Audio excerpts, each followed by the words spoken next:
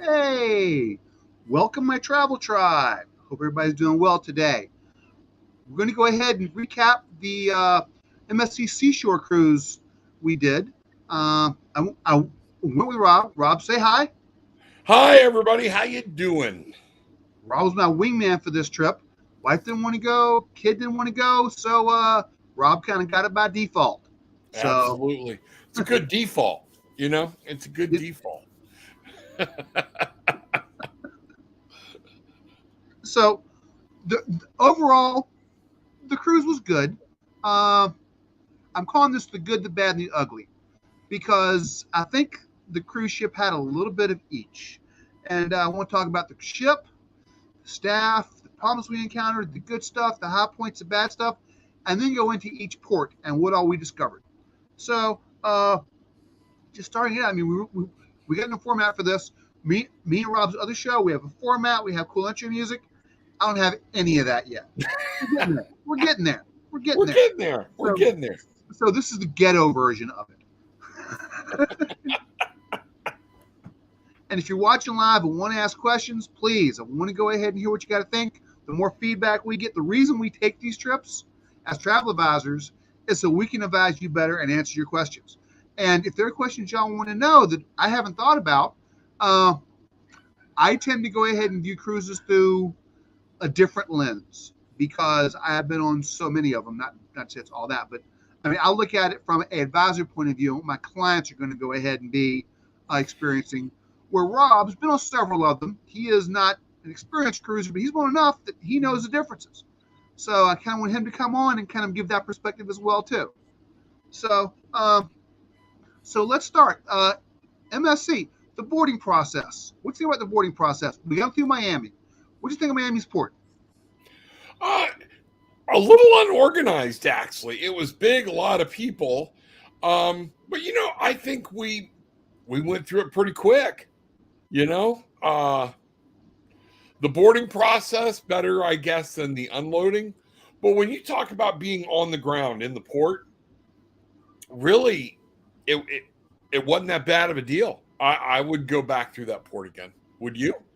I thought the actual the boarding process was actually pretty good for what it was. We got Yeah. there about our targeted time.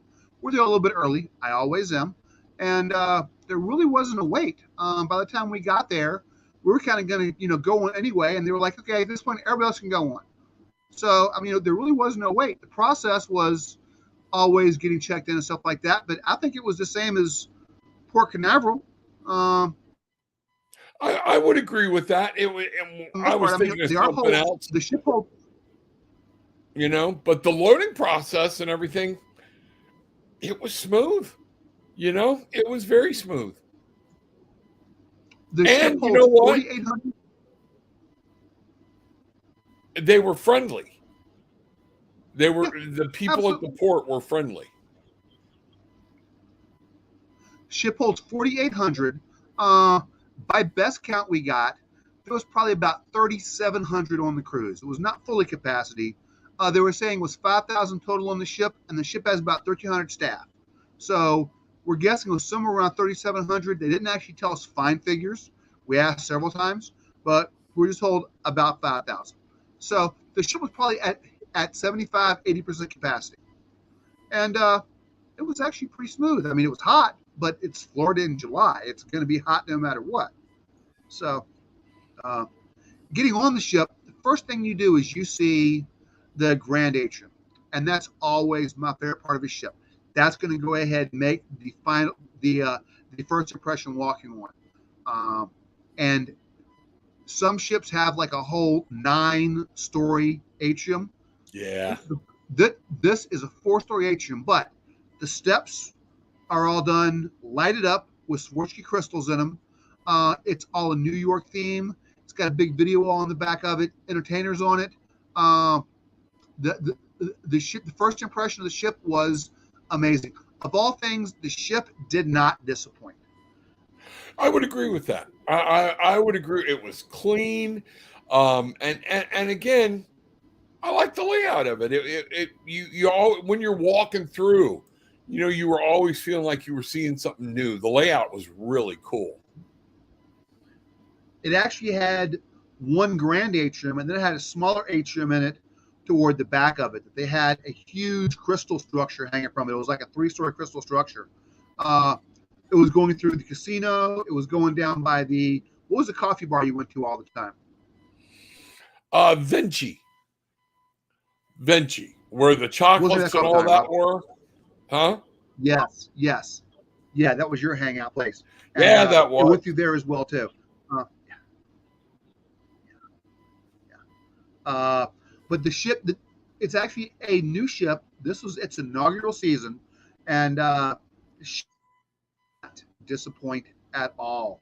I also found the food to be above average compared to other cruise lines, especially the desserts. Very, very, very much on point.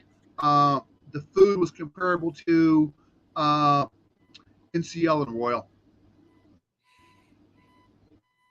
Okay. Yeah, that's I will say.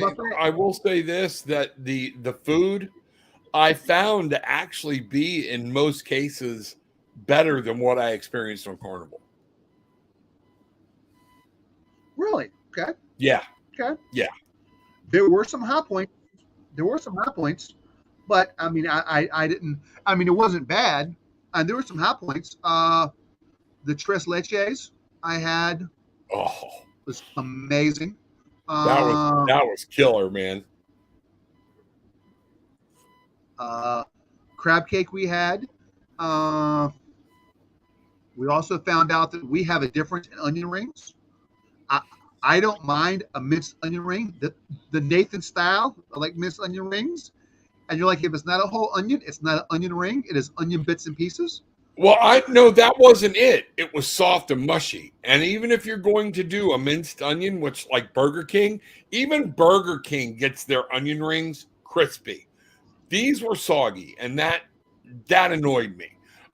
Because we were upping it. We were upping the game for that, But other than that, if the crispiness of my onion rings is the worst thing I have to deal with, what is it you say? First world problem? Exactly. If that's the worst problem you have, it is a good day. Fat guy problem. There we go.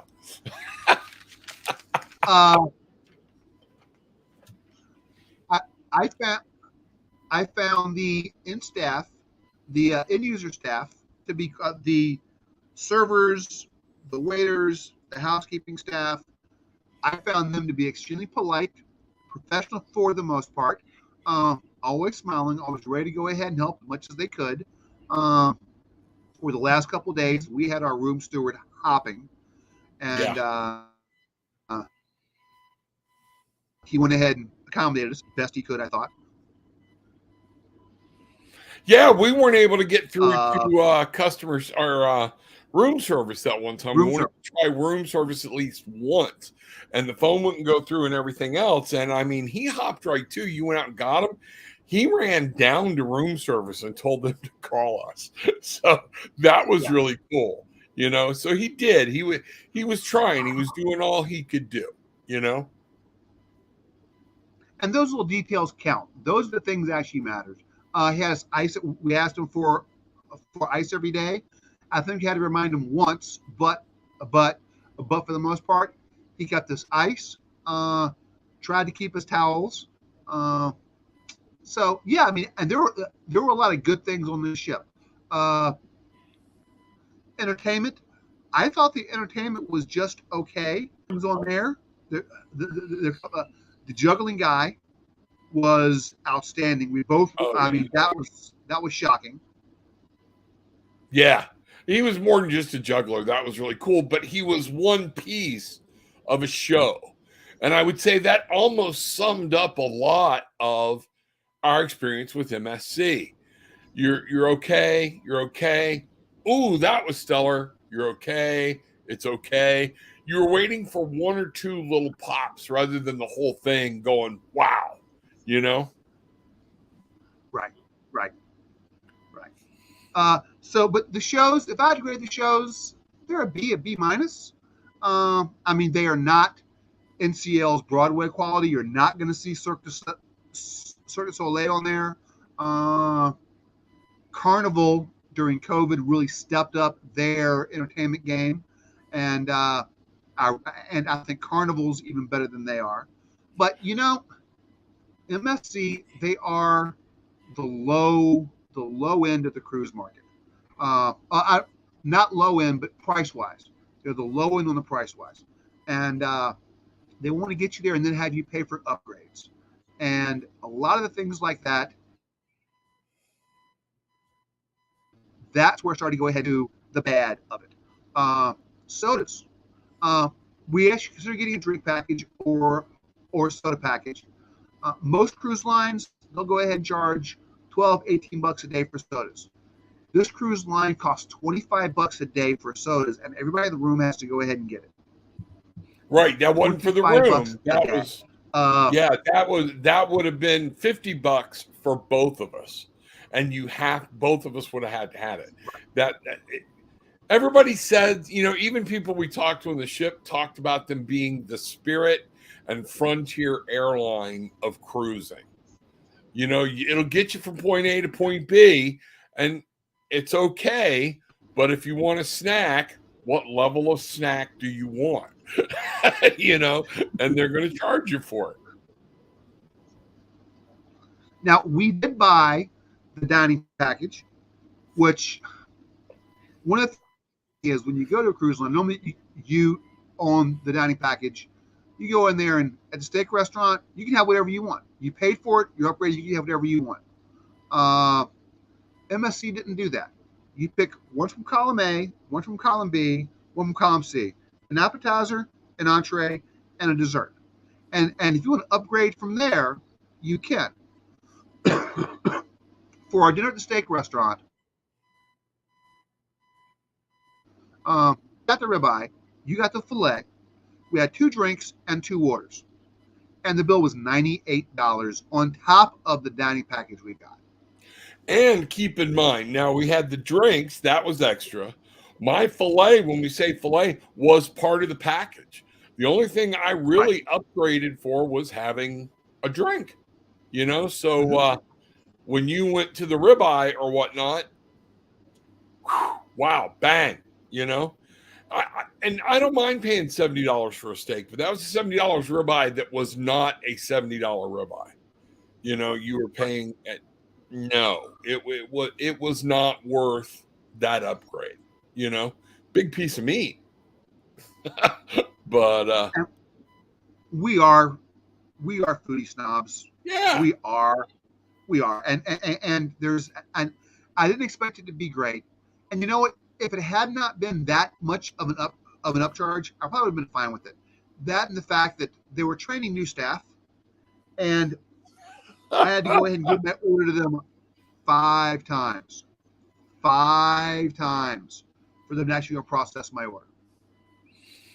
Yeah, that was getting to be a little nuts, which was why I needed a drink. And he never got it right.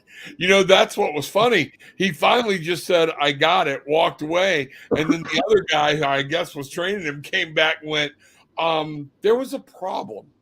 We don't have it."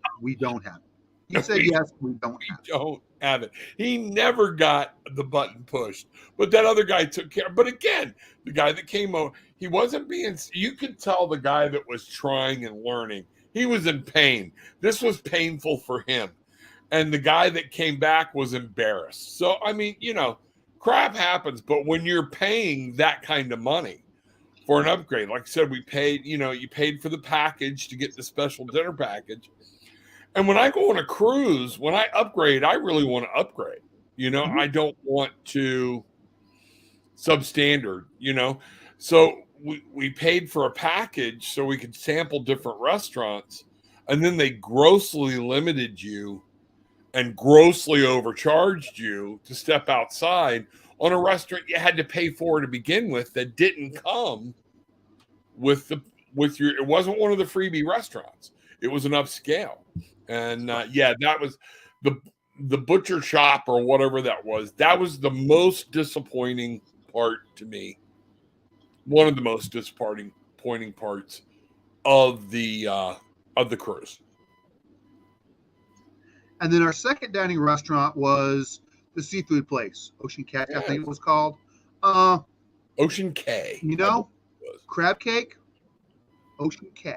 No, Ocean K was the private island. Okay. Either way, there was a seafood restaurant.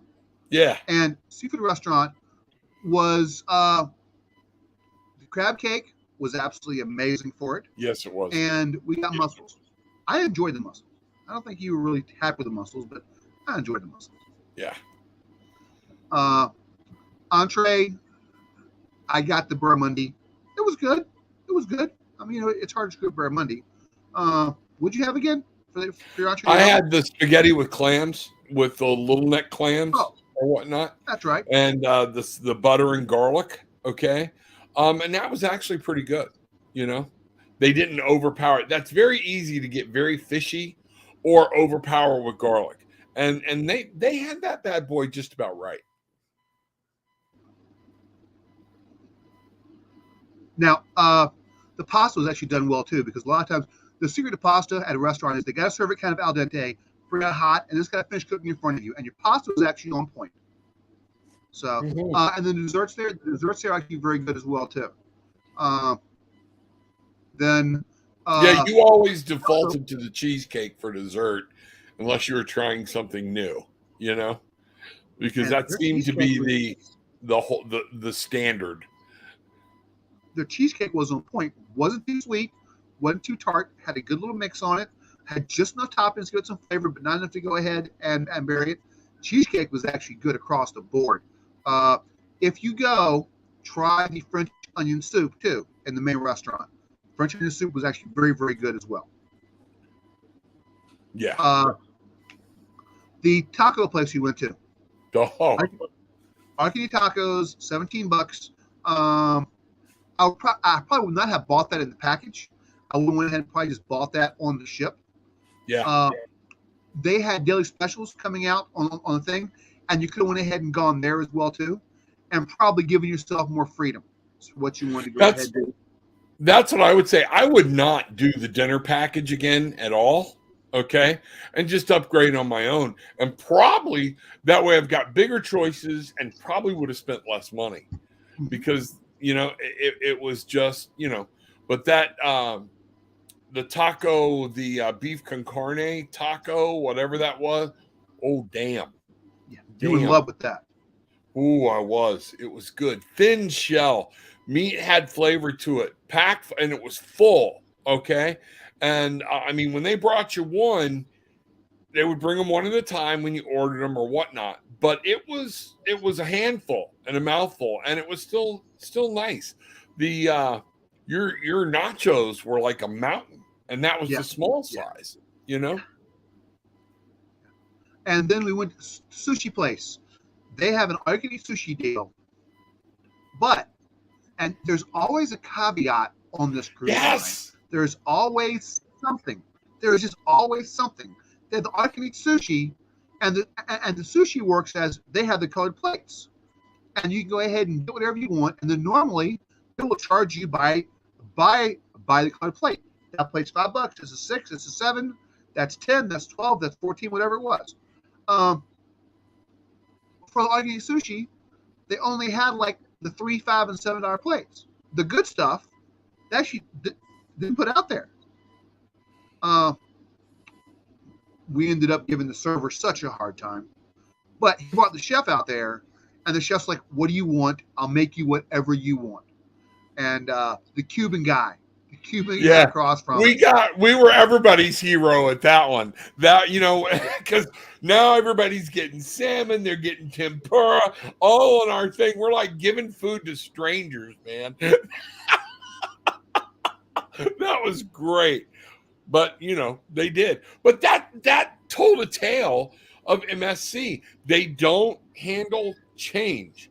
They don't handle change well.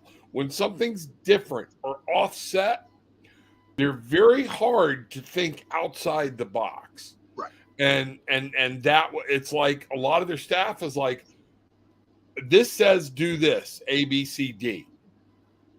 I have to do A, B, C, D.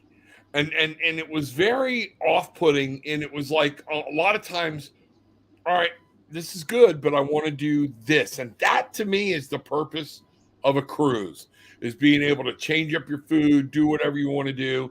The food is a big thing on a cruise. And when they couldn't handle it, it got stressful at times, with that. And they were trying to do their best. So I don't want to downplay, like you said, the end service server, because I honestly felt like they felt they were going to get in trouble if they did what we asked to do. And, then we'll talk about mid-level and upper levels, service in a bit.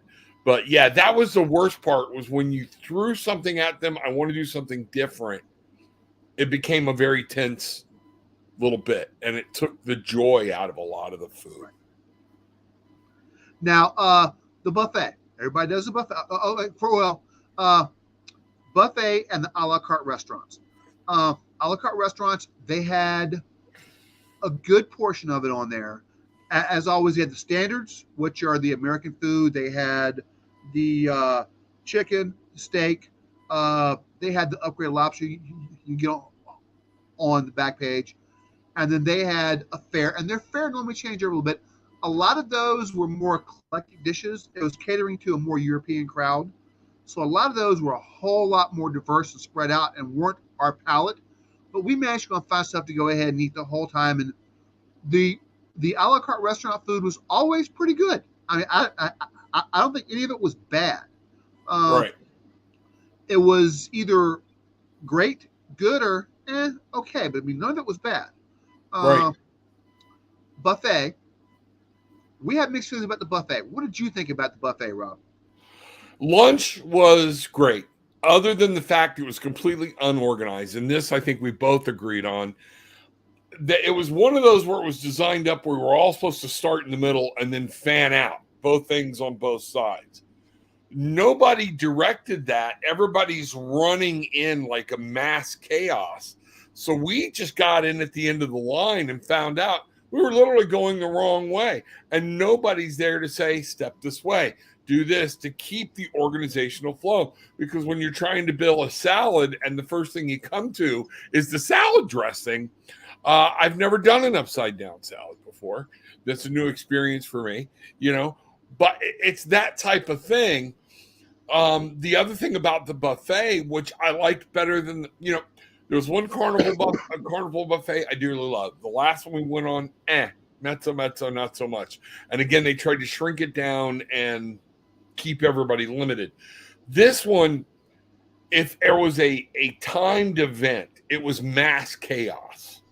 And that, again, kind of got to me a little bit. It wasn't relaxing.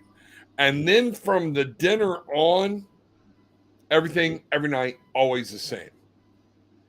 And it got to where if you put another piece of pizza in front of me, I'm going to slap you with a pepperoni. I didn't want to see it. I didn't want to see another salami freaking sandwich, but that was it. And that was my biggest complaint. But most of the times on the buffet, particularly lunch, and I was going to ask you, and I waited for the show, is that a cultural thing where a lot of us in the Americas go for more, where the dinner is the big cap of the meal? Because I noticed a lot of European-based stuff. And it seemed to have more choices, better food during the day than in the evening. Was that because I felt so? Okay. And I was taking a break from my diet, and I love me a good hot dog, and I would have hot dogs. I mean, my lunches were like 2 hot dogs, and then whatever else, and then a slice of whatever else was there. I didn't mind the lunches.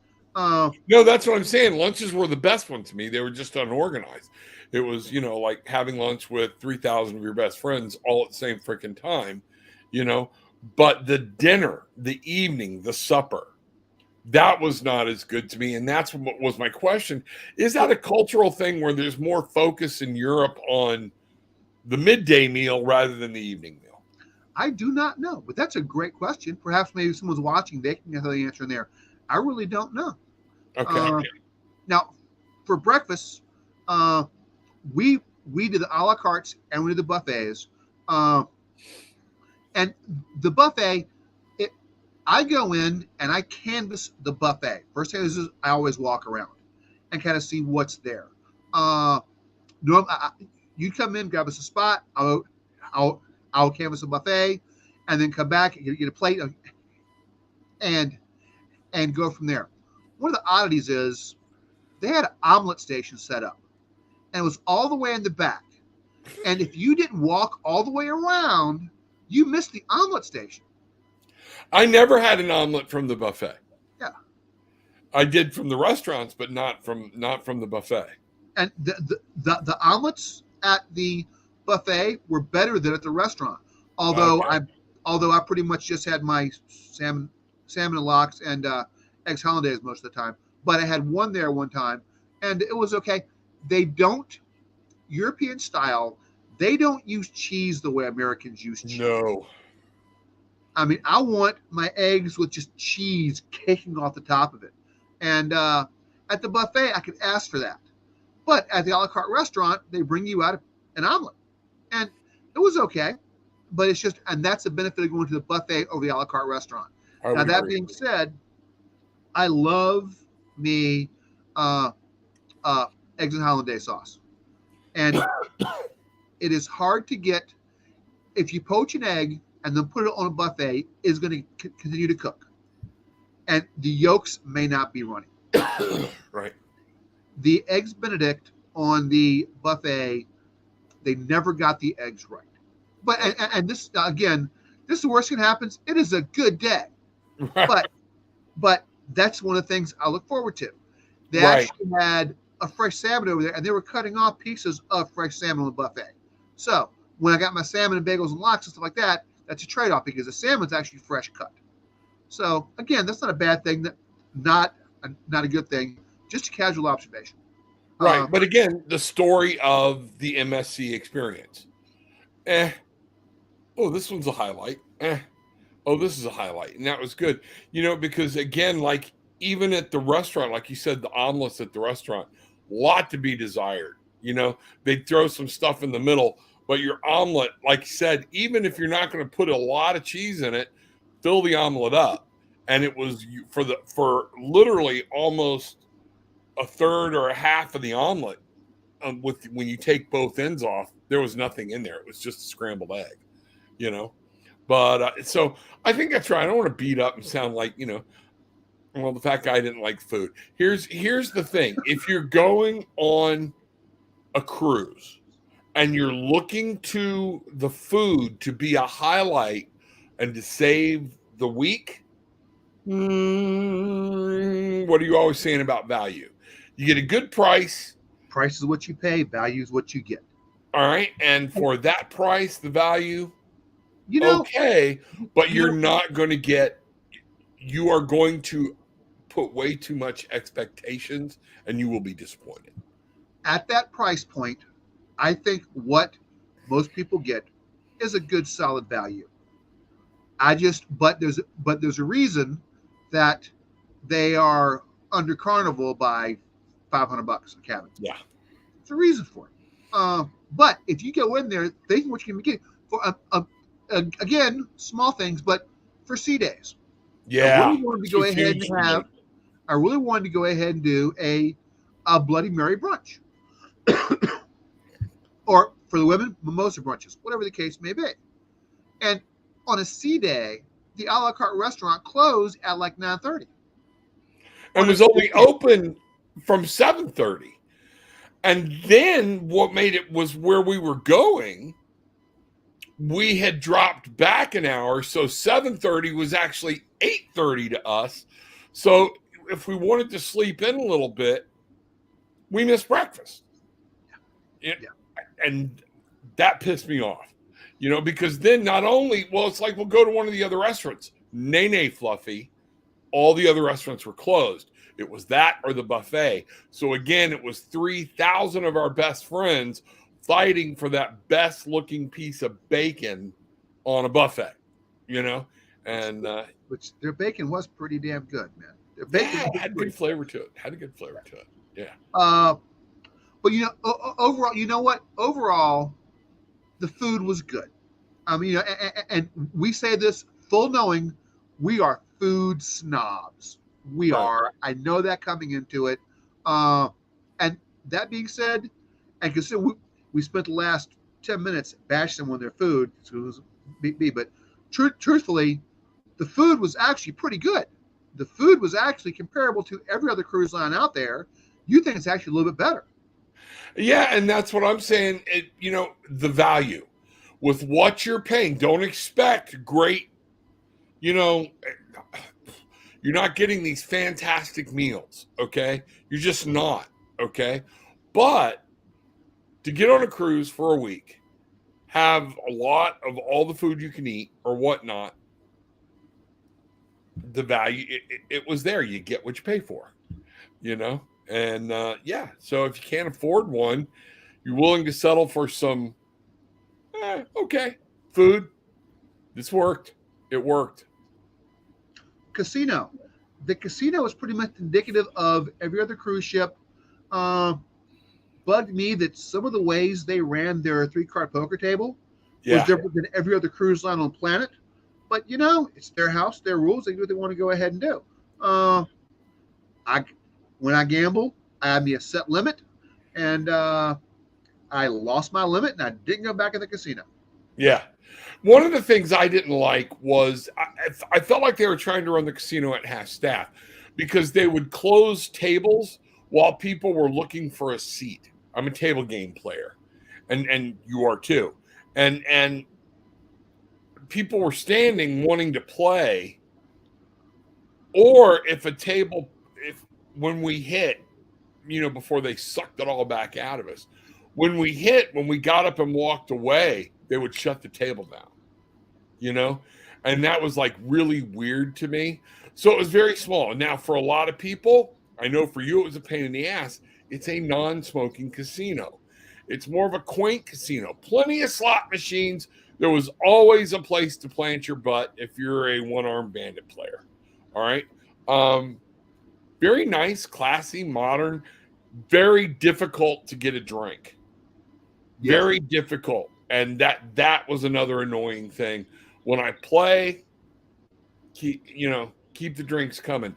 And they still, even while you were actively playing, you had to pay for your drinks. Because we weren't on the package. Yeah. So, where at most casinos, if you're an active player at the table, drink up, baby. I want you as drunk as I can get you. Let it go again. But but they were charging no matter what, and little things. But most people at the casino, the bosses, things like that, very nice, very pleasant, very clean, straightforward. But they change up their rules some. Where what was funny, I had a table going on. What was the other one? I think. Oh, when I was at the 3-card poker table and you were coming down or whatnot, we were giving them hell because we kept saying, I got 2 or 3 other people going, on Carnival that would have won. On Carnival that would have won. We were really busting their chops over that because they changed it. And it was one of the few times I've seen Spanish blackjack, Spanish 21. And so you got to learn that because it's a little different. But if you're a casino, you'll enjoy it.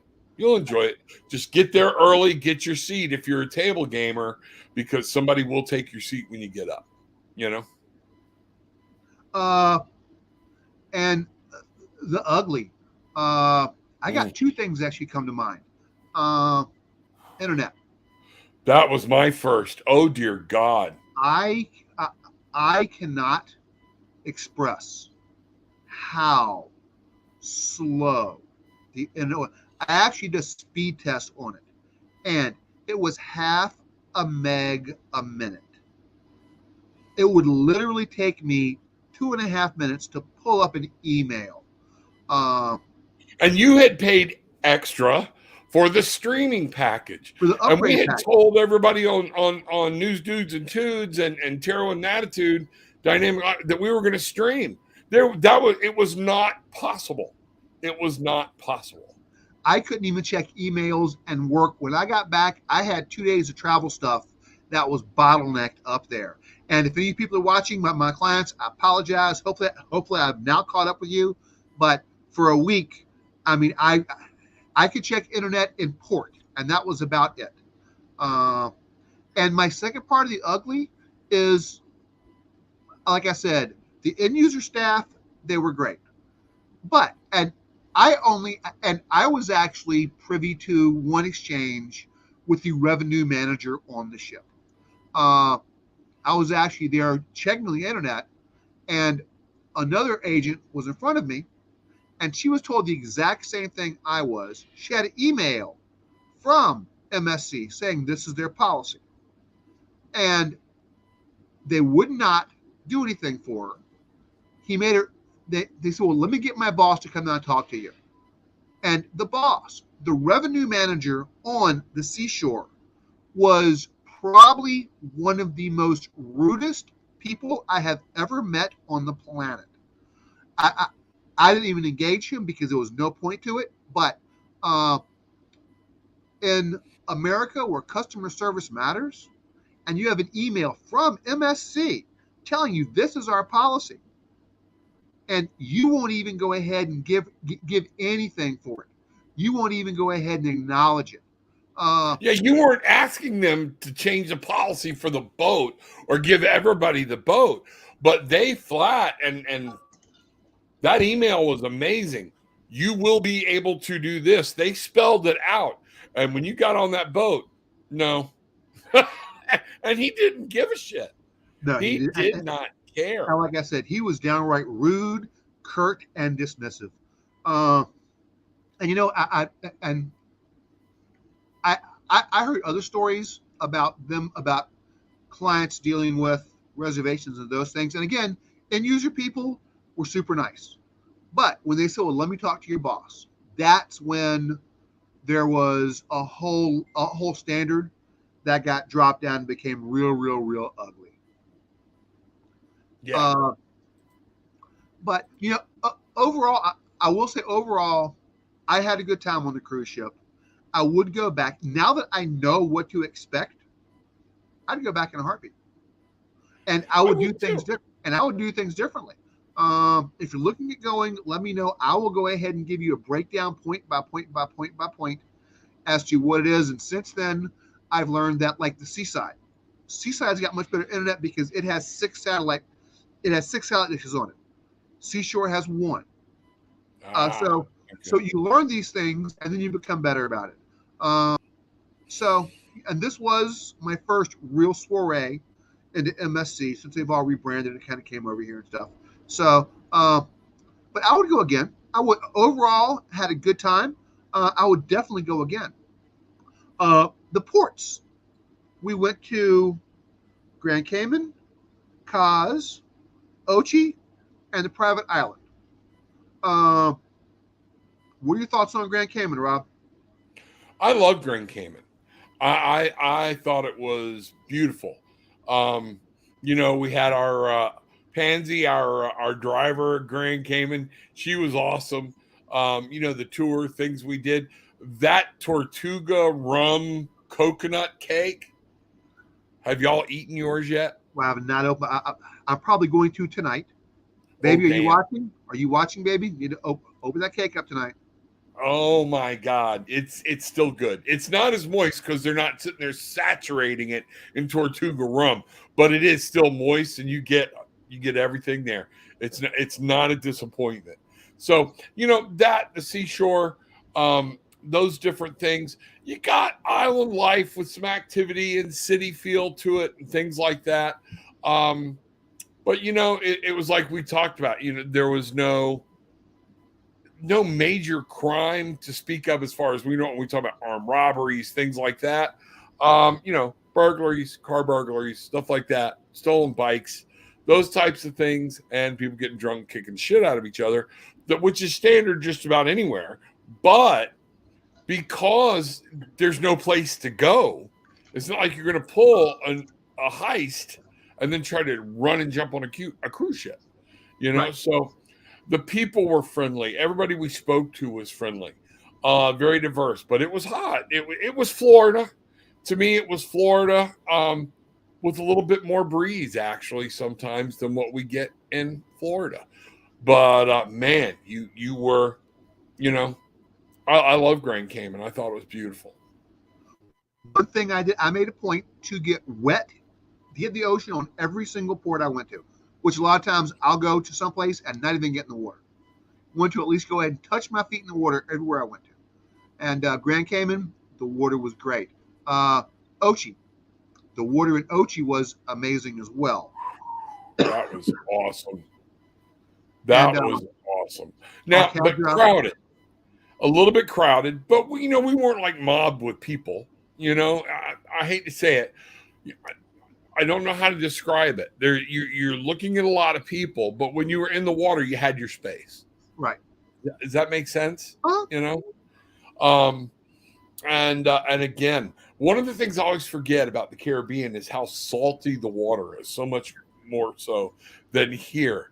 And I'll go to dive, and getting my fat ass to get all the way under the water can be a chore at times, because like, whoop, okay, no, you're going up, fat boy. Here we go. I could have floated across a canal or whatever because it was just that easy to float. But crystal clear, beautiful. You just had that feeling of the islands. Ocho Rios in Jamaica, that's what we're talking about. And it did give you that island feel, and it was really nice. And then we went and had the jerk chicken, the jerk pork, I forget everything they fed us for lunch. The sausage, the pork, the whole Jamaican sample thing for us. And that is something I would encourage people to do. Bruce is very good about it, and he keeps me on track with it. Of when we get off at a port, we don't go eat at Senor Frog's. We don't go eat at the tourist places. We get with our guide and say, where do you like to go to eat? And sometimes we would even say, well, all the time we would say, take us where you want to eat. We'll pay for you. And you know what? We got some damn good food when we were in ports, other than the last one, and that was all always get some authentic local flavor while you're there. Yeah. Caz, now when I go to Caz, I've always gone over to Playa del Carmen and gone there, and they have a huge shopping party area. I've always gone there, or I've done a excursion from the Cancun region. I have never actually explored Caz before, and I love me some Mayan ruins. I've been to, I've if I can, I go to them. I've been to most of the big ones, but point is, there was one there I had not gotten to before. And the whole reason of doing this trip for me was I wanted to see this specific ruin. We got there and wanted to get a guide. And there were 4 or 5 guys to pick from, but this one guy. We couldn't say no, dude. How could you run him away? He was like 97. I'm not exaggerating. He was like 97 years old. He had been doing this for like 70 years. Yeah. He knew everything. But there was definitely a language barrier there. And, but yeah, he was amazing. He'd walk, we go to the road, little barricade, and like, I'm going to sit down with the barricade up, kind of walk inside. We sit down on the ruin and stuff. He break out his tablet and show me stuff. We're sitting on the ruin and stuff up behind the barricade. Guards walking past. That's just Jose. We're leaving Jose alone. But yeah. Exactly. And the ruins were nice. They were now I would prepare people. They are spread out, even more so than Tulum. It's a lot of walking there. Okay, so be prepared for that. Take the right shoes, But it was pretty, and that to me was the only thing in Cozumel. The beaches, full of seaweed, because it is the break from, what'd you say? It's catching everything from wherever. Yeah. A lot of rocks, and it's just Mexico. It's coastal Tijuana, Juarez a little bit. It's not. I don't care if I ever go back to Cos other than to take Gillian and say, this is Cos. Now let's go someplace else. You know? Next time, take ferry over, Playa del Carmen, party there. And that's what I've always done. I've seen the ruins. I got the checkbox done. I'm good with that. Now, our final stop was Ocean Cay. It was their private island. Yes. Now, loved it. They bought this island about 20 years ago. They used to go ahead and mine it for salt. They bought it, and then MSC bought it and made it a marine sanctuary. It is absolutely gorgeous. If I have any complaint, and this will get fixed naturally, is that a lot of the trees they have planted there, they aren't developed yet. They have palm trees there, but there's no natural shade yet. In 5-6 years, there will be. It's hot. It's hot. But they have little lagoons, little inlets. They have like non-private beaches to go ahead and go to. They have food trucks. They have little bar shacks running around. I could have spent all day there. I would have liked to have had. We did not go to their big food buffet thing they have because the line was tremendous there. Yeah. So we went to the food trucks and stuff. Again, hot dogs, hamburgers, French fries, those things. I would have liked to have tried the food there, but short of that, I had an absolute blast there, and that in itself is a destination. Yeah, no, I agree. That is the one island I would look forward to. We spent more time in the water there. Yeah. I got sunburned as hell. I left my hat in the boat, or whatnot. And they do have transports running back and forth. You just gotta be patient to wait or whatnot, and they'll golf cart you, back. You may have to wait 2 or 3 golf cart loads, but if you're having problems walking or whatnot. But it was beautiful. The water was absolutely beautiful. You could be in a cove, and where we first started out, which was a good place. But then we walked around to the other side of the island. We're in the actual ocean, and man, that was just, you talk about refreshing.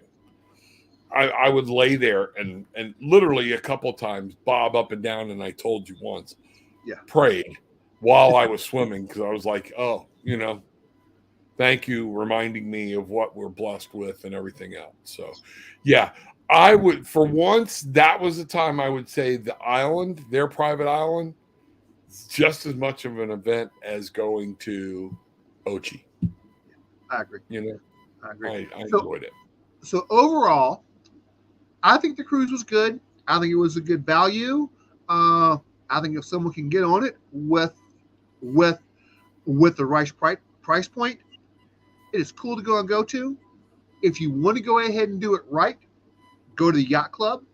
They have everything included for you. They have a private bungalow, private islands. They have a private sanctuary, private restaurant, private pool, the drinks, the internet. They have private service there for them. If you really want to do it right, look at the yacht club. That's definitely the way to go and do it. But if not, if you want to go, that's fine. Just temper your expectations. It is a great value for the money. But be prepared to go ahead and spend $6 for sodas. Bring you a cup. Water, lemonade, and tea are free. A cup and Crystal Light is your friend, because you got to stay hydrated. It is super, super, super hot. We went through a ton of Crystal Light on the ship. But overall, I think it was a good value. And I would go again, and I would recommend people to go on it. But I hope they watch this video to know what you're going to expect. That's it. I just don't want your expectations. If you get on with high expectations, you're going to be disappointed. Just expect, have a little fun, relax, free food, and you're going to have some stops along the way that are beautiful. But like you said, the key component, if you have a problem, they are not eager to fix your problem. And the higher up the ladder you go, the more of an asshole you meet. Also, if you are like Bruce and myself, where we wanted to work, where we depend on social media, things like this or whatnot, I would have to wave you off the cruise, or like Bruce said, get you to another ship, because you cannot successfully work. I know people, it was driving me nuts because I promised everybody we were going to stream, and it was just not possible. It was not possible. So therefore I went a week on my channel without any contact. And, Normally that would be okay, but after being gone for a month prior to that, it was really worrying me. So if you're a worker bee, if you're I got to check my emails, think like my wife, work needs me, things like that. I can be on vacation, but I got to check in. No, it's not happening. And I would wave you off. Which boat were we on? The Seashore? Seashore, they're brand new one. Yeah, I would wave you off that boat and go check the other one out. And I would love to go back and try Yacht Club. Okay. So overall, hey, I want to thank everybody for watching, spending time with us. This will be up on YouTube for like forever. And you know what? We're probably going to do a couple more MSC cruises, and hopefully the recaps are going to go ahead and better, and we can actually go ahead and watch the brand evolve as it goes. Again, if you want to go ahead and go on it, it has got a very, very, very attractive price point to it. Just plan accordingly when you go onto it. My job is to go ahead and let you know what to go and expect. I'm not going to go ahead and sell you a bill of goods. That's why we go on these things. So, and this is our review, good, better, bad. Overall, if I had to grade the ship, I'd give him a B, a B plus. What do you think, Rob? I was going right there, B plus. Because the overall, we were happy. We weren't getting off going, this sucked, but there were problems. But, for the most part, like I said, I'd go back. Now I know what to expect. Biggest takeaway is everything was good. There was no, and even the bad stuff was not that bad, but there was no wow factor to it. There was no moment that's like, oh my God, great. There were some high points. The juggler, oh my God, great. Some of the food, the tres leches, the crab cake, oh yeah, really, really good. But there was no big wow moment. Probably the biggest wow moment was their private island. Yeah, I agree. I agree with that wholeheartedly. And I think for those people that are looking for the theater shows, that Broadway feel, yeah, this ain't it. This ain't it. But it was entertaining. Well, but like I said, we went on NCL's inaugural cruise and we saw the off-Broadway production of Jersey Boys, and then we went on Carnival's brand new ship, and they had the best entertainment there possible. So we are spoiled in that too. We are. So the entertainment wasn't bad. The women, they could sing. Costumes were great, and it was not a bad way to go and spend 45 minutes. No, it wasn't. There just was no wow factor to it. Right. So you left smiling, you left grinning, you tapped your feet, but it wasn't like holy crap. That was amazing. So all right, sir. My travel tribe, thank you for watching. We'll be doing this more and more. Appreciate your time, everybody. Thanks for watching.